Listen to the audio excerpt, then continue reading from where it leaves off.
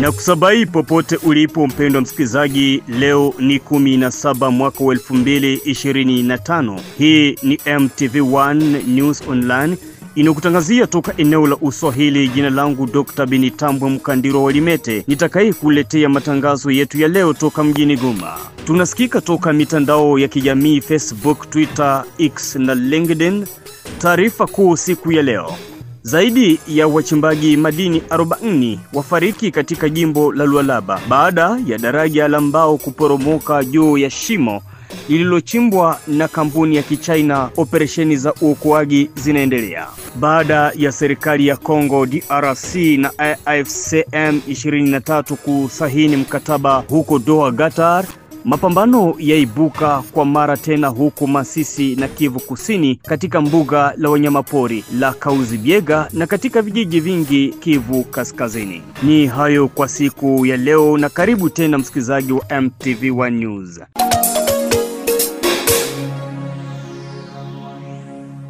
Taarifa zetu za anzia huko Lualaba ambako zaidi ya wachimbaji madini 40 wafariki katika jimbo la Lualaba baada ya daraja la mbao kuporomoka juu ya shimo lililochimbwa na kampuni ya Kichina. Kwa mujibu wa vyanzo vya eneo hilo, daraja hilo liliporomoka kufuatia milio ya risasi iliyodaiwa kufuatiliwa na baadhi ya wanajeshi, jambo lililosababisha taharuku na watu kukimbia ovyo ovyo. Operesheni za uokoaji zinaendelea huku viongozi wa jimbo wakitarajiwa kufika katika eneo la tukio ili kufanya tathmini na kutangaza hatua za dharura. Tukitoka huko Lualaba tunarudi mashariki mwa Kongo DRC ambako mapigano yanaendelea licha ya makubaliano ya amani yaliyosainiwa kati ya serikali ya Kinshasa na AFCM 23 huko Doha. Mapigano yameripotiwa tena katika Kivu Kusini na Kivu Kaskazini. Mbunge wa Lubero Eze Kanendu anasema makubaliano hayo hayana mafaa kwa wananchi. Tunalomba kumkubwa wa operasyon wa Nord Kivu atusaidie sana kwa kuangalia namna kani kwenda kupiga wale wajambazi, kwa sababu usalama ingie ndani ya territoire ya Lubero, ndani ya sektere ya Bapiri, ndani ya Sheferi de Baswaha, ndani ya groupement ya Manjia, kwa sababu wakati wanawapiga mara moja utaona usalama nafanya nini inaingia ndani ya ile territoire yetu ya Lubero. Na tunalia sana kwa gavana wetu, gouverneur wetu wa province wa Nord Kivu, angalie sana kuona namuna gani usalama itaingia, kwa sababu kutuma jeshi ya kwenda saidia kuraforce. Tunalomba jeshi ingie ku eneo yetu, kwa sababu iende raforce banye biko kule, kwa sababu acheke wale wabandi ndani ya mapori kusudi usalama wakaaji waikale na usalama. Pasipo ile usalama haitakuwa, manake tunalia sana wakubwa wa jeshi wetu wa Nord Kivu charge na operation kutusaidia sana na askari ya kuenda kupiga ile adui kusudi wakaaji wakuwe na usalama ya kudumu. Aksande, kama hakuna raforo manake tu kifo itakuwa kesho na kesho, na tuko na bajesi banye banaposenda saidia raia kusudi bapumue. Gouverneur de province du Nord Kivu angalie namuna kani na kuangalia mkubwa wa charge na operation wa Nord Kivu kuangalia territoire ya Lubero inakumbwa na wajambazi wa ADF Nalu. Huku mchambuzi wa masuala ya kisiasa katika kanda la maziwa makuu Profesa Dadi Saleh akiongeza kuwa hayana mwangaza wa kutosha.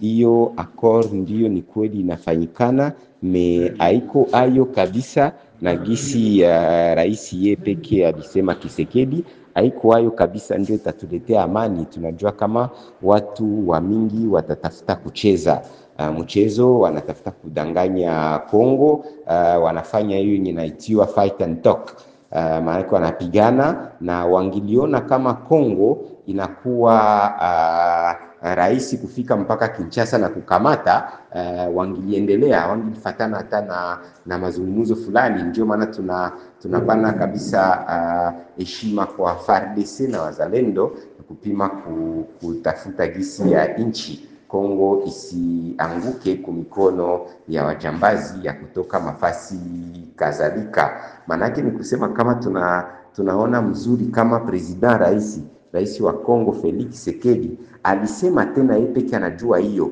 ki watu wa mingi ni jutu tunapasha kuendelea kuzungumza nao na kuona nini tafanyikana. Me hakuna kabisa hiyo imani kama watu wenye wanatafuta kugabua nchi ya Kongo, hiyo tunaita balkanisation indirect tangu zamani na balkanisation direct tangu zamani. Leo njo banaweza kutafuta kusema kama banapenda Kongo. Na kufatana na hiyo inaonekana kama Kongo na shie wakongomani wao wenyewe hawana mpaka hapa nguvu na hawajitabii kabisa kusema kama tunaweza kulibere nchi yetu na kinguvu, kwani Kongo tukajireorganize, tunasema rapport de force yenye dissuasion, tunaorganize, tunafuatilia mkataba ya Kongo kwa article 86, maki tunatia mamoyen yote, tunafuatilia na article 63 ya constitution ya Kongo ya kusema wakongomani wote wapigane sawa gisi Vietnam walipigana, Amerika walipigana, sasa Ukraine napigana na mafasi yote kadhalika. Hiyo haiyafika mpaka leo Mkongo. Na huku Beni, mashirika ya kiraia yalaumu vitendo vya wizi vinavyoendeshwa na watu wanayopora mali ya baadhi ya wakazi wa mji wa Beni na kando kando. Wamekuwa wakizurura katika mji wa Beni na huko wakiingia katika nyumba za wakaaji, wengi wakiwa uchi wa nyama na wengine wakitembea na silaha za moto na wengine na silaha moto wa arme blanche. Na hao wanaendelea kutesa raia, kuwapiga na wengi hata kubakwa. Alafu sisi kama shirika la raia tuko tunaambia serikali iweze kufanya mabuklage systematique mukila eneo yote ya mji wa Beni, na hata kama liwali wa jimbo aliweza kulase mesa ramassage ya silaha, lakini tunawaza inaomba inakuwa akompanye na hiyo buklage. Na ingine sasa sisi kama shirika la kiraia tunawaza kuweza kukua vigila na kuweza kuangana gani kumaterialize neno ya chef de l'etat ambaye alisema tu constitue groupe de vigilance. Hiyo ndio Tukitoka huko Beni tunarudi hadi wilayani Lubero ambako mili 25 ya wahanga wa mauaji ya hapo majuzi bado haijazikwa. Watu wenye silaha wanaodhaniwa kuwa ADF walivamia vijiji kadhaa katika eneo la Manzia Ijumaa usiku hadi Jumamosi na kuwaua watu takriban 51 wakiwemo wagonjwa na wanawake waliofungwa katika kituo cha afya cha Byambwe. Wakati wa mazishi ya kwanza, wakazi walilalamikia ukosefu wa ulinzi na kuitaka serikali kuchunguza jukumu linaloweza kuhusishwa na wapiganaji wa wazalendo kama anavyolaani mauaji hayo mteuliwa wa wilaya ya Lubero Bongombi. Zaidi ya nyumba 21 zilichomwa na moto. Wakazi wengi walitoroka makazi yao hadi katika mji wa Butembo na Wenge jijini Beni, makao makuu kwa muda ya serikali ya Kivu Kaskazini, wakazi wakiomba usalama wa kudumu. Ni mshangao sana vraiment, mugi yote tuko mafikiri sana kupoteza watu wetu ya Valeri sana, wadada yetu, wazazi yetu, manake murafiki yako mwenye alikuwa kwa karibu sana unakia kutake ashapotea, amelumiziwa, amekufa. Vraiment tuko mafikiri ya mingi sana. Sasa sema make wale wakubwa wakuu viongozi manake wafanye na juhudi sana watusaidie, na kama kuko moya hata kama cheneza wezekana hata kesho walete hata ingine letenye tatuchunga hapa, si atupendi tena venye beko hapa mjini Byambwe. Ni kilio tu, manake kulea warafiki wetu, wazazi wa jamaa donge tosha regrete sana. Ndio maana tunalia sana kufatana na wale ambao wamekatokatwa bila shida.